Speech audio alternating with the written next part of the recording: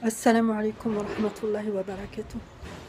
Donc, je voulais juste faire une petite vidéo rapidement, juste pour dire que qu'il serait bien de cesser de suivre ses émotions et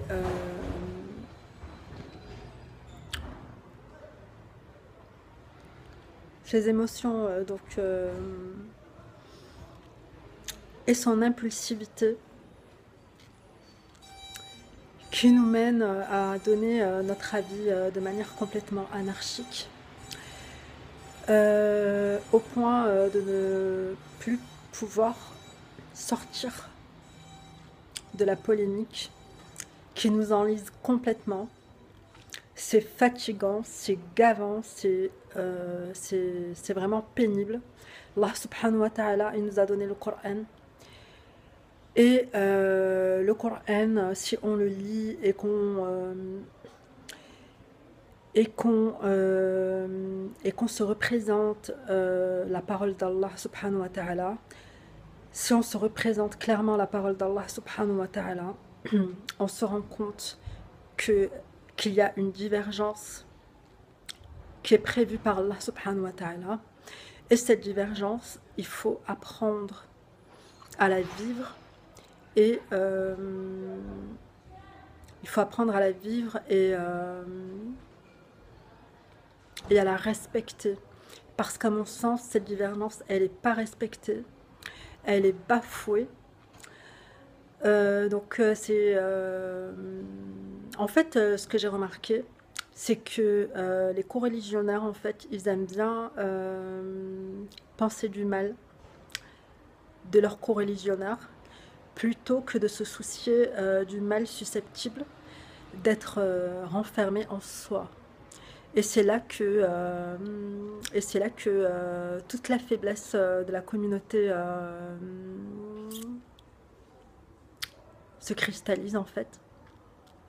Donc se soucier du mal extérieur et de ce qui apparaît comme un mal à l'extérieur, plutôt que de cerner le mal potentiel tel qu'il a lieu en nous-mêmes et tel qu'il peut nous mener à être en réalité de mauvaises personnes.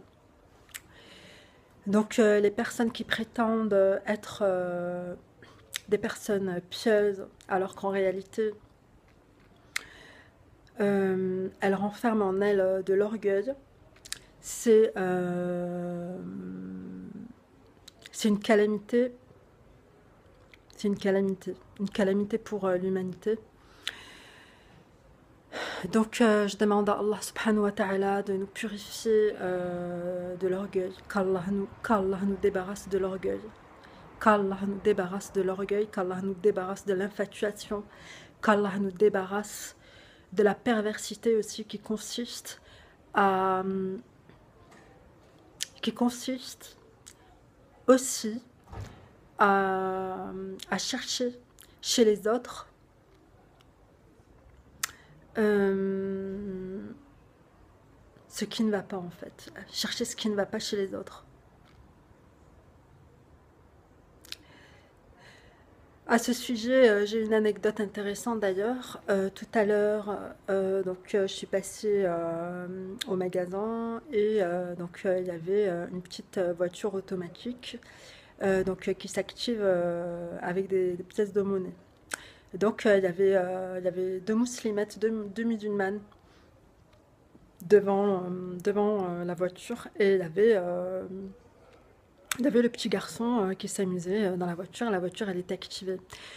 Et Wallahi al-Azim, quand j'ai vu le garçon s'amuser, quand j'ai vu la joie du petit garçon dans la machine, avec les deux dames elles étaient voilées, qui étaient en train de parler à côté, je me suis dit, subhanallah, mais il n'y a personne pour leur dire que c'est haram. Il n'y a personne pour leur dire que c'est haram. Il n'y a personne pour leur dire que c'est interdit de jouer. Il n'y a personne pour leur dire que c'est interdit de prendre du plaisir. Il n'y a personne pour leur dire que c'est interdit d'être heureux. Et là, franchement, c'est un truc de ouf, quoi.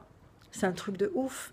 Parce qu'à chaque fois qu'il y a de la joie dans notre communauté, il y a quelqu'un qui se la ramène pour, pour essayer de casser. Et ça, c'est un truc de ouf. C'est un truc de ouf. Alors, je vais vous dire, le Coran n'est pas anti-joie. Et ça, il va falloir se l'enfoncer dans le crâne. Le Coran, il nous rappelle l'au-delà, mais il n'est pas anti-bonheur, il n'est pas anti-joie et il n'est pas anti... Il n'est pas anti-reconnaissance en Allah. Le Coran, il n'est pas anti-reconnaissance en Allah. Le Coran, il fait des gens heureux. Et ça, que vous le vouliez ou non, le Coran, il en est le gardien du bonheur des gens. Le Coran, il est le gardien du bonheur des serviteurs. Et ça, vous n'y pourrez rien. Alors, vous qui n'êtes pas content de votre vie, qui ne comprenez rien à rien, laissez les gens vivre, laissez les gens respirer. Et surtout, souciez-vous de ce qu'Allah subhanahu wa ta'ala dit dans le Coran afin d'être droit et d'être heureux. Quand vous donnerez au Coran l'importance qu'Allah lui a donnée, vous serez droit, vous serez heureux et il n'y aura personne pour vous casser les pieds parce que vous aurez une foi ferme. Voilà, c'était ce que je voulais dire. Et je crois que mon message il est clair. Et alhamdoulilah qui a fait descendre le Coran. Wassalam wa salat ala rasulillah. Assalamu alaikum wa rahmatullahi wa barakatuh.